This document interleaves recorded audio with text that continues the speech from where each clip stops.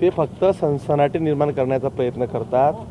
खडसेंनी त्यांच्या आजवरच्या राजकीय आयुष्यात एकही आरोप ते सिद्ध करू शकले नाही।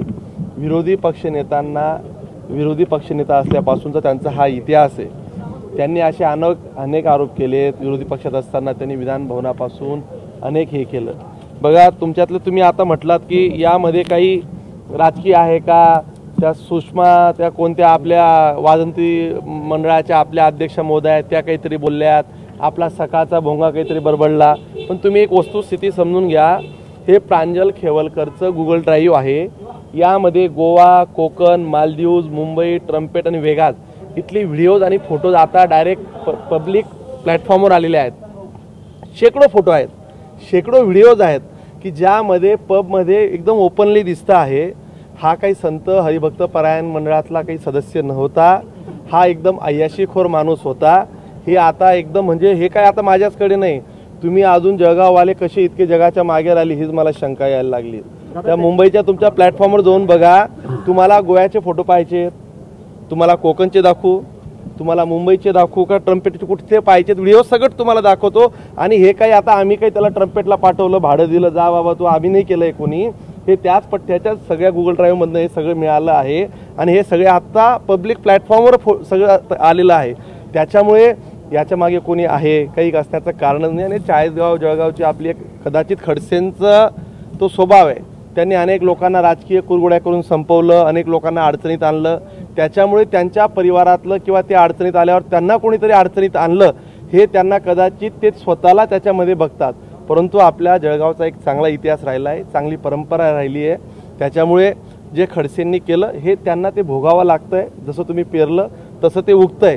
त्याच्यामुळे याला कुठेही राजकीय दृष्टिकोनातून बघण्याचा प्रश्नच नाही। कालचा जो तुम्ही म्हणताय की बाबा याच्यात काही झालं का, आता त्याच्यामध्ये त्यांनी रूमच त्यांच्या नावाने बुक केली आहे, ऑनलाईन पैसे दिलेले आहेत, त्या मुलींचा अजून जबाब व्हायचा, ते ब्लडचे सॅम्पल्स आहेत। त्याच्यामुळे याला उगीच काहीतरी राजकारणात स्वरूप देण्याची काही गरज नाही। उलट या अशा प्रवृत्ती थांबल्या पाहिजे। माझ्या मते या परिवारातले अनेक किस्से तुम्ही तिकडे बघा, ऐका। उगीच आम्ही बोललो तर तुम्हाला असं वाटतं की बाबा त्यांचं काहीतरी आमचं राजकीय वैमनस्य आहे असं म्हणून नाही। यांची जरी वस्तुस्थिती तुम्ही जरा तपासून पाहावी। या परिवारातल्या प्रत्येक व्यक्तीच्या वेगवेगळे किस्से आहेत आणि ते सुरस कथा आहेत। खरं तर ते आम्हाला आता सार्वजनिक सांगायला जमणार नाहीत, ते आवडणार नाहीत। आता या संदर्भातले सगळेच हे फोटोज तुम्ही जर बघितले तर तुम्ही आम्हाला कुणीही प्रश्न विचारणार नाहीत। हे सगळे फोटो ड्राईव्हवरचे तुमच्याकडे आता त्यांनी काही दुपारी डिलीट केलेत, तुम्ही जरा ते आता सगळं डेटा रिस्टोर करण्याच्या सगळ्या सुविधा आहेत। तुम्हाला हवं तर सगळ्या मीडियाला मी आता तो ड्राईव्ह देऊन चाललो आहे, तुम्ही सगळं रात्रभर बघा आणि सकाळी पुन्हा भेटा। धन्यवाद।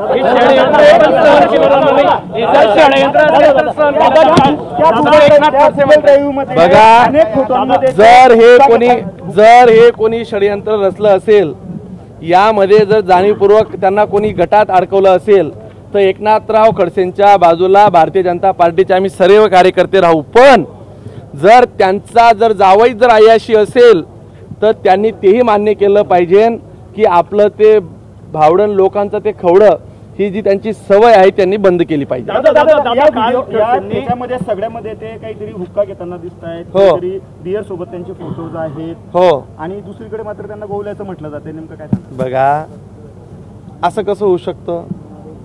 तुम्हाला मी गोवू शकतो का? तुमचा कुठल्या तरी बाईशी फोनवर बोलणं झालंय, कुठेतरी भेटला आहेत, कोणाला तरी पैसे दिले आहेत, त्या तिथं महिला आल्या आहेत, त्या काय आम्ही सांगितलं का?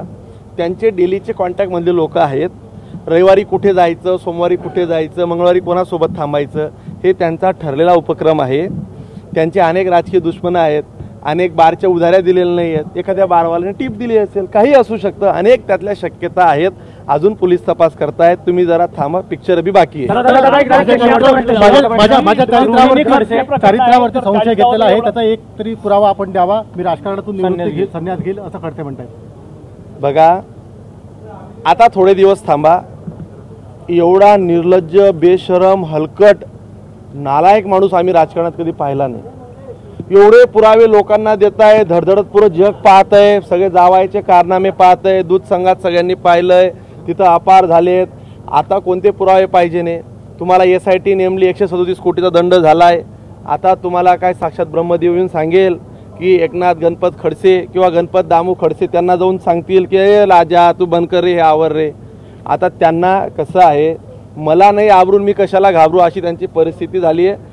ते काही आबरूदार माणूस नाही आहे, त्याच्यामुळे त्यांना शुभेच्छा. दादा एक शेवटचा प्रश्न. रोहिणी खडसे वारंवार त्या ठिकाणी ड्रग्जवरून सरकारवर हल्लाबोल करत होत्या आणि आता कुठेतरी त्यांचेच पती त्या ठिकाणी ड्रग्जमध्ये सापडले. काय झालं त्यांच्या व्यवसायात बघा, तुम्हाला याच्या बाबतीत मी तुम्हाला आरोप करत नाही आहे, थोडी वस्तुस्थिती सांगतोय.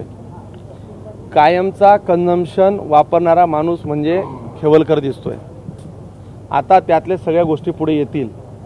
माझ्या मते त्यांच्यासोबत जो व्यक्ती दुसरा जो पोपटरा जो पकडला गेला आहे तो महाराष्ट्रातला सर्वात मोठा बुकी आहे. तुम्ही हे बघून घ्या. तो बुकी म्हणजे या सगळ्या सट्टे बाजारातला चालवणारा मार्केटचा एक माणूस आहे. तुम्ही हे रॅकेट काय इथपर्यंत समजू नका, हे खूप मोठं रॅकेट आहे. त्या बुकीमध्ये कदाचित खडसे परिवाराचे पैसेही असतील, ही पण आता ही दुसरी शक्यता आहे. त्या ड्रग्समध्ये आता त्याचा काही तो पेडलर म्हणून किंवा तो काही व्यवहार काही बघत होता का, आता ह्या सगळी तपासांती समोर येऊ द्या.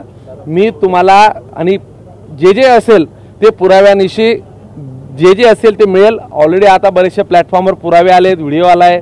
अजून काही वेगळे पुरावे पाहिजे असतील तर त्याचे आता लॅबचे रिपोर्ट गेले आहेत, ते लॅबचे रिपोर्ट येऊ द्या, ते तुमच्यासमोर देऊ.